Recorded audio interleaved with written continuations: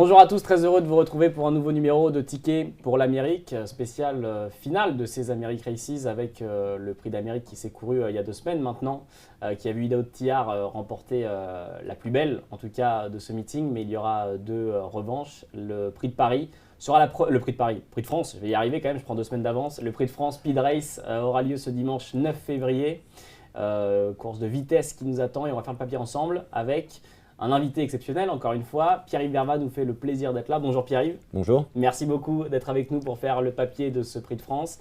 Et comme d'habitude, Anthony Roy est avec nous aussi. Salut Anto. Salut Elliot, bonjour Pierre-Yves et bonjour à tous. On va attaquer ce prix de France qu'on pensait peut-être, on pensait hier encore qu'il n'allait pas être support du Quintet Plus parce qu'Idaho Tiar a déclaré forfait dans les derniers instants et Hussard du Landré ce matin a été déclaré partant, sera au départ de ce prix de France et donc l'épreuve sera bien support du Quintet Plus, à date en tout cas, si d'ici là il n'y a pas de non partant. Pierre-Yves, tu seras associé à Justin Bold. On regarde les partants, il y en a qui vont faire attention aux emojis, il fait partie de ceux qui ont un emoji vert aussi. Qu'est-ce que tu attends de Justin Bold et surtout qu'est-ce que tu penses de ton numéro derrière la voiture? J'en attends la meilleure performance possible, hein. Ça fait aucun doute. Après, de toute façon, on partait en seconde ligne, donc on se retrouve derrière le numéro 3. C'est un numéro qui est un bon numéro, on part derrière un cheval qui a beaucoup de vitesse. On est pas mal. Et en plus, il y a à l'extérieur de Don't Fancy Jet, il y a Grand Boy, il y a deux, trois chevaux qui ont une chance quand même. Au papier comme ça, je suis satisfait. Ouais, on le rappelle, hein, Justin Bold aura le numéro 12, comme l'a dit Pierre-Yves, juste derrière le numéro 3 qui sera Don't Fancy Jet.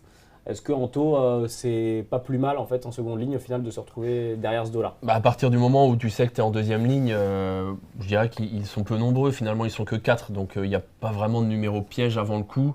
Celui-là n'en est pas un, a priori, le 12 derrière Don Fanucci Z qui a énormément de vitesse. Il l'avait montré encore dans le prix de Bourgogne où il était en tête en bas de la descente, donc je pense que c'est pas mal. Comme l'a dit Pierre-Yves, en plus, ce qui est important maintenant à Vincennes, ce sont les wagons surtout. Ouais. Et en dehors, il y a Go Boy qui, à un moment ou à un autre, va venir. Voilà, en fait, c'est surtout ça. C'est dans quel wagon va-t-il se retrouver? Sûrement dans le wagon de la 3e épaisseur, mais surtout qui va être dans ce wagon, quoi. C'est ça qui devient important maintenant, finalement, Pierre-Yves. Non, c'est beaucoup des histoires de wagons à Vincennes. C'est sûr. C'est clair que de toute façon, ça va faire la part des choses, hein. Après, les chevaux de la corde, ils vont démarrer un petit peu. Ça va être... Grand Boy, il va pas, comme on le sait, il démarre pas très vite. Le cheval de Gabi, ça c'est sûr que lui, c'est son truc. Tu penses qu'une fois que la voiture va être partie, qui sera en tête une fois la voiture partie? Qui sera en tête, à mon avis, Paul, il a une vitesse de base, ce cheval extraordinaire. Ouais. Ampia, elle risque d'être prise à un petit peu de vitesse. Emeraude, Franck, il va démarrer, mais il faut qu'il démarre sans trop démarrer. Une Marosa, si Léo il démarre très fort, la fin de course peut être un peu difficile. Eric, c'est pas son style de démarrer très vite. Hookerberry, voilà. Bonne question ça, Hookerberry. Ouais. Qu'est-ce qu'on fait si on est... C'est un mauvais numéro, je trouve, pour Hookerberry, le 8. Le 8, ouais. Qu'est-ce qu'on fait si on est le driver d'Hookerberry? Soit on démarre fort, mais on l'a vu dans l'Amérique, il n'aime pas trop se brûler les ailes avant le sprint final, mais si on démarre pas du tout, c'est risqué aussi. Ouais, mais on va se laisser glisser plutôt à l'arrière, non? Au vu de sa dernière course, faut qu'il fasse tout le contraire. Donc se laisser glisser un peu dans un wagon et finir. Peut-être qu'il y a eu un contretemps et on n'a pas été au courant, et puis que le cheval est certainement plus en forme. J'espère pour eux. Après, Hussard, il y en a qu'un que... Il n'y a qu'Hussard qui peut aller devant. Ouais, il sera associé à il a le 9, il va démarrer tranquillement. Ouais. Il va démarrer, après il va pouvoir venir se placer. Il n'y a personne qui va... C'est même idéal. Il y a beaucoup de chevaux qui ont beaucoup de vitesse, mais par contre, il faut qu'ils courent cachés. Sur cette première ligne, justement, on en parlait un peu rapidement, on disait que ce n'était pas forcément celui qui allait démarrer le plus. C'est Gone Boy, numéro 4, et forcément Emoji Vert, qui a été très longtemps favori du prix d'Amérique Legend Race, sauf au dernier moment du départ. Est-ce que c'est le cheval à battre, Pierre-Yves, dans cette course? Sans aucun doute. En plus, il a un numéro top. Le cheval est en super forme. Toutes ses dernières performances sont belles. Romain...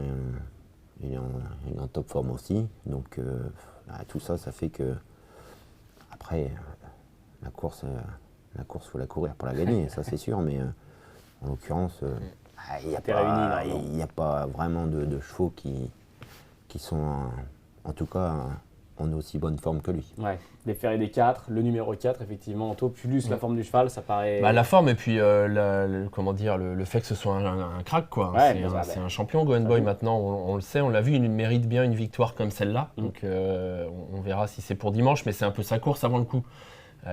Moi, je l'avais placé en tête dans le Prix d'Amérique. Je peux pas dire que j'ai été déçu de sa course. Il a fait une bonne course, il est 3e. Idaho était trop fort ce jour-là. J'avais peut-être sous-estimé la faculté de l'écurie de Val d'Estaing à ramener Idaho à ce niveau-là. À ce niveau-là, il est presque intouchable, Idaho. Mais Go Boy a fait une course pour gagner, il a fait une très bonne course. Il y a une petite question que je me pose maintenant le concernant et qu'on peut se poser légitimement, c'est est-ce qu'il n'est pas meilleur encore quand même sur les parcours de vitesse, comme celui qui sera proposé dimanche. Je ne sais pas si tu as un avis là-dessus, Pierre-Yves. Il est 3e de l'Amérique, hein. Il sait le faire les longues distances, mais peut-être parce que dans l'UET, moi je m'étais basé sur cette course-là pour le placer en tête dans l'Amérique. Dans la finale du circuit élite de l'UET, il avait été monstrueux, quoi. C'était un 2100 mètres. Dans le Bourgogne, on l'a vu, il avait été très bon, c'était un 2100 mètres. J'ai l'impression qu'il est peut-être allé un poil, peut-être encore plus fort sur ces parcours-là. Je sais pas si tu as un avis là-dessus. Oui, certainement. Et puis en plus, je pense que l'Amérique va lui avoir vraiment ouvert les poumons. Parce qu'il avait peu couru finalement. Il n'a pas couru beaucoup cet hiver. Hein. Romain, il a préservé son cheval pour l'Amérique et le Prix de France. Il peut être que en condition. Donc, avant le coup. Et puis il a quand même fait. Il a tout pour lui, quoi. Dans le dernier tournant, le jour du Prix d'Amérique, il était en 4e épaisseur. Il n'a pas voulu se faire piéger sur le. Il a couru pour gagner. Et il a couru pour gagner et il n'en était pas loin. Non, il est bon 3e, il doit être à peine de longueur d'Idaho Tillard. Non, il y avait 2 chevaux, je trouve, avant le coup, Idaho et Go Boy, c'était un peu le duel qu'on attendait. Idaho n'est plus là. Par la force des choses, on va attendre beaucoup de Go Boy. Est-ce qu'il peut se faire piéger dans une course tactique? J'ai pas l'impression, parce qu'il y a plusieurs chevaux qui, je pense, vont jouer leur carte à fond. Je pense pas qu'on va se regarder en se disant où est Go Boy, on l'attend, parce que je pense que tout le monde va faire sa course. Mais je pense que le plus fort quand même du moment, c'est Go Boy, encore plus sur ce parcours. Le numéro est bon. Avant le coup, c'est un très chaud favori et il va être dur à battre. Il s'annonce dur à battre dans ce Prix de France, clairement. Son entourage se veut confiant. Pierre-Yves, tu la connais aussi, tu l'as drivé à quelques reprises. C'est Émeraude Debé qui va avoir le numéro 2, associé à Franck Nivard, qui sera du coup pas très loin de toi, qui sera devant, juste à ta gauche. Est-ce qu'elle a une carte à jouer Émeraude Debé dans ce Prix de France? Oui. En plus, elle adore ses parcours. Hein. Voilà, le jour du prix du Bourgogne, j'ai dû faire quand même, j'ai dû sauter un cheval en montant. J'ai dû faire un effort quand même qui était assez long et la jument, elle était un peu fatiguée en arrivant au dernier 400 mètres et elle m'a fait la faute. Mais en étant un peu plus sage, je pense qu'on aurait été à l'arrivée du prix de Bourgogne. Mais voilà, mais en tout cas, la jument elle est super pratique et elle adore ça. Et ça fait partie des bonnes chances. Ouais, effectivement, Émeraude Debé, Anto, pour les turfistes, c'est compliqué de l'enlever des 5 à l'arrivée de ce quintet. Oui, c'est une chance comme d'autres, mais c'est une chance quoi. Avant le coup, le Prix de Bourgogne a une bonne course de référence pour le coup, c'était sur le même parcours. On était en phase de préparation pour l'Amérique, mais quand même, cette course-là, elle parle en général. D'ailleurs, elle a encore donné le gagnant de l'Amérique cette année. Et Émeraude Debé faisait un truc, je trouve, en passant Hussard du Landré dans la montée. Comme l'a dit Pierre-Yves, elle était peut-être un peu en bout d'effort quand elle a fait la faute, mais elle a montré qu'elle était forte. En attendant, elle est encore mieux. Dans le Prix d'Amérique, elle s'est retrouvée un peu, pas qu'un peu, même dans le mauvais wagon à la corde, parce que Berry, ce jour-là, n'a pas fait sa course. Il a craqué très tôt et ceux qui étaient à la corde ont perdu beaucoup de temps. Donc c'est difficile de la juger là-dessus. C'est une chance. C'est pas une première chance, mais c'est une chance pour faire l'arrivée du quintet, je pense. Ouais. Si on se dirige vers la seconde ligne, donc à partir du numéro 10, vous serez 4. Pierre-Yves aura le numéro 12, on l'a dit. Donc on aura Ideal Luminery, Working Class Hero, Justin Bolt et Hip Hop au fort. Parmi ces 4 chevaux-là, on a parlé de Justin Bolt. Que faisons-nous des 3 autres? Est-ce qu'on en retient, Anto? Est-ce qu'il y en a deux que j'aime bien. Il y en a 2 que j'aime bien en deuxième ligne, c'est Working Class Hero, parce que ça va être marrant de le juger à ce niveau-là. Il a fait un superbe hiver, il vient de trotter 10 et fractions sur ce parcours. Il peut aller devant, il peut attendre. Il a un bon numéro, je trouve, puisqu'il va être calé dans la roue de bons chevaux. Il est derrière Émeraude Debé, il y aura Don Fanucci Z pas loin, Go Boy, donc pas loin de Pierre-Yves d'ailleurs. Ouais. Donc voilà, le numéro est bon. C'est le truc, c'est le cheval sur la montante, quoi. Il est en pleine forme, Mathieu Mottier aussi, donc ça me plaît. Et puis je vais garder Justin Bolt également. On a juste évoqué le numéro avec Pierre-Yves. J'aimerais bien qu'on qu'on revienne un peu sur quelques courses. Je disais que le Bourgogne était une bonne course de référence. C'était pas toi, Pierre-Yves, dans le prix de Bourgogne, c'était Mathieu Mottier, parce que tu drivais Émeraude de Baie, mais il a fait une sacrée course ce jour-là. En revoyant la course, il est envoyé en épaisseur dans le dernier tournant, à 4 épaisseurs. Il était dans le bon wagon, puis on l'a poussé en dehors, il s'est retrouvé à 4. Ouais. Et pour finir, il refait du terrain sur les 2 champions du moment, Idaho Tillard et Gwen Boy. Moi, je trouve que sur cette course-là, c'est une chance, je ne vais pas dire une première chance, je ne vais pas dire que je le vois gagner, mais c'est une chance vraiment de batailler pour les places, quoi. Je sais pas quelle est ton analyse, mais tout à fait. C'est le prix de Bourgogne, il est parlant. Hein. Le cheval, il a été très bon. Il marchait 10, alors que c'est pas vraiment un cheval de vitesse, ou en tout cas pas encore. Mais si on peut le faire ramener comme il a été ramené dans le prix de Bourgogne, c'est sûr qu'il va faire une belle ligne droite. Qu'est-ce que tu en as pensé dans le prix d'Amérique? Je trouve que sa course est pas mauvaise. Ouais, elle est pas mauvaise, mais après je suis venu en descendant parce que j'étais dans le mauvais wagon et il fallait faire quelque chose. Mais il n'a pas démérité. On a refait calme en montant. Il a eu un petit coup de pompe quand Idaho nous est passé. Et ensuite, il s'est quand même un peu relancé les derniers 150 mètres. J'ai bien aimé sa course, c'était bien. Après, il a été accrocheur, je trouve. Ouais, il aurait pu s'effondrer, quoi. Il aurait pu s'effondrer, mais lui, c'est un cheval qui a un sacré mental, il aime bien les combats, et je pense que ça peut être envisageable pour être 3-4e. Ouais, voilà, je suis assez d'accord. Enfin, voilà, moi, c'est les 2 chevaux que j'aime bien, Elliot, pour répondre à ta question. Idéal Lignerie, il a fait ce qu'il a pu dans l'Amérique, il n'est pas ridicule, hein, mais voilà, il n'a pas de marge à ce niveau-là. Hip Hop au Fort a bien couru en début d'hiver sur ce parcours dans une course qui était moins relevée. C'est plus dur cette fois, voilà, plutôt pour les petites places. Mais je vais garder 11 et 12 en deuxième ligne, c'est sûr. On a évoqué du coup ces chevaux de la seconde ligne. Alors il y a des chevaux c'est vrai qu'on attendait peut-être aussi Just Love You qui a dû être mis sur la touche. Effectivement, Idaho Tillard récemment aussi. Ça ouvre la course. Hein. Exactement, ça ouvre avec des chevaux tels que Kill Mister qui sera associé à Gabriel Egelormini. On pense à Banderasby avec Eric Raffin, Inmarosa, effectivement.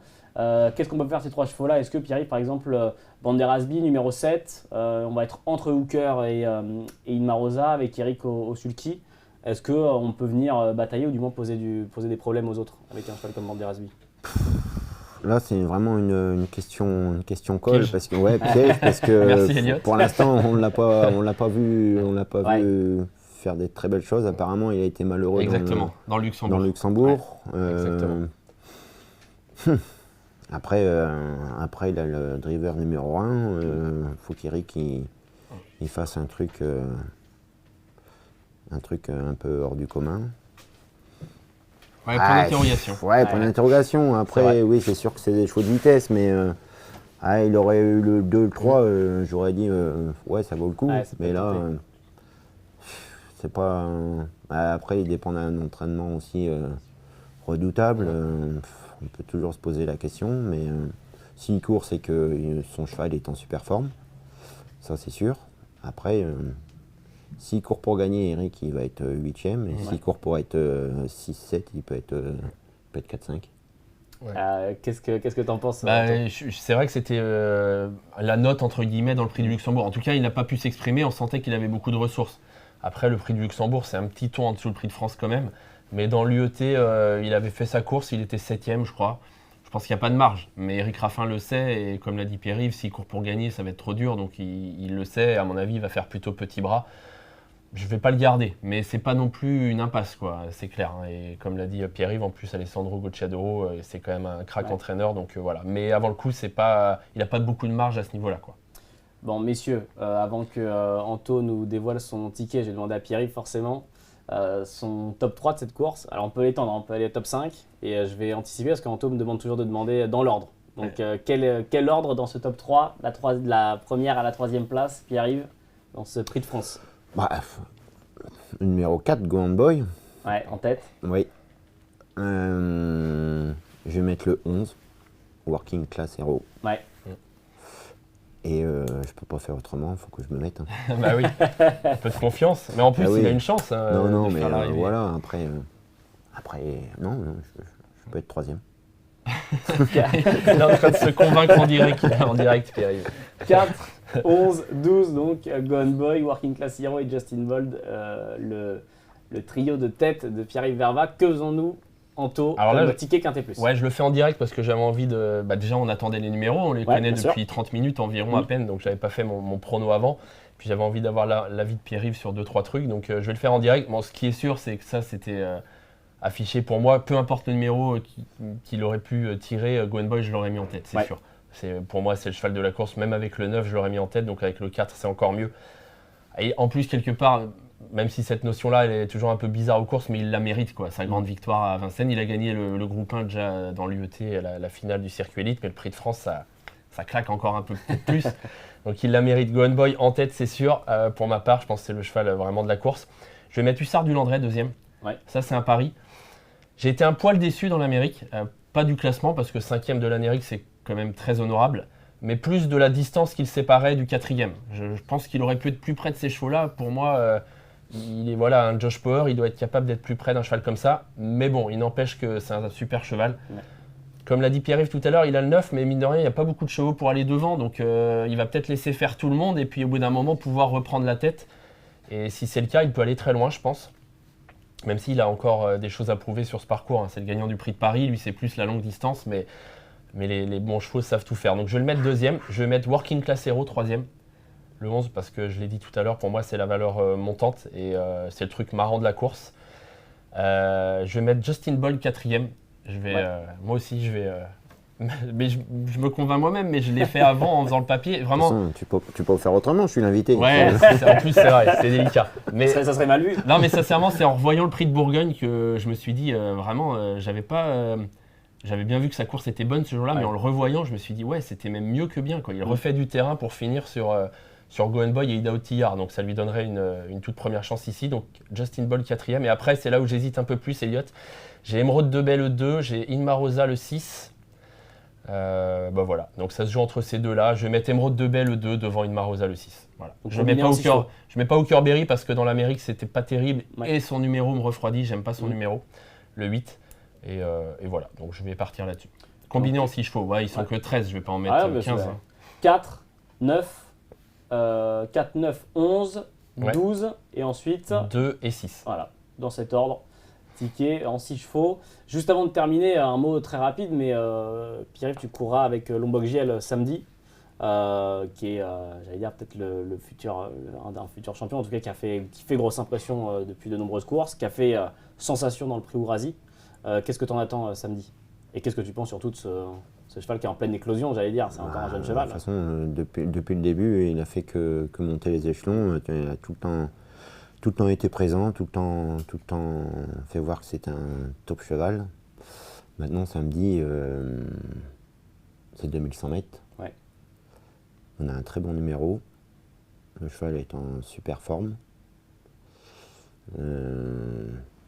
Après, si on peut, faut avoir un parcours limpide.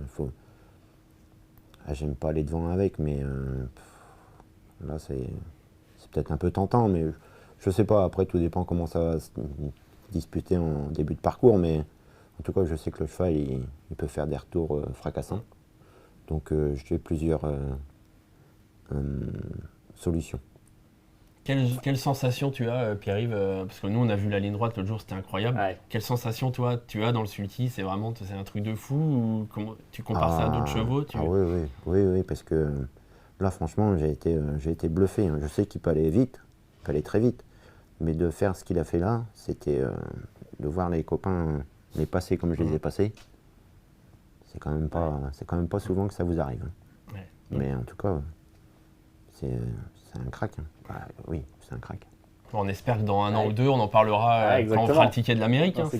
C'est fort possible. Après, la route est longue, il faut que tout se passe bien, évidemment, surtout la santé, mais il a le potentiel pour, en tout cas, c'est sûr. Vous l'aurez compris, donc, un week-end à ne pas manquer du côté de Vincennes, samedi et dimanche, avec notamment dimanche, en point d'orgue, le prix de France Speed Race.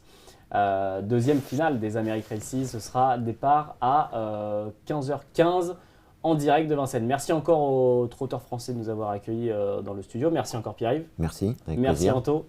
Merci à vous, messieurs. Les amis, très bon week-end de course. Merci à Vincent à la réalisation et on se retrouve pour le prix de Paris. Ciao.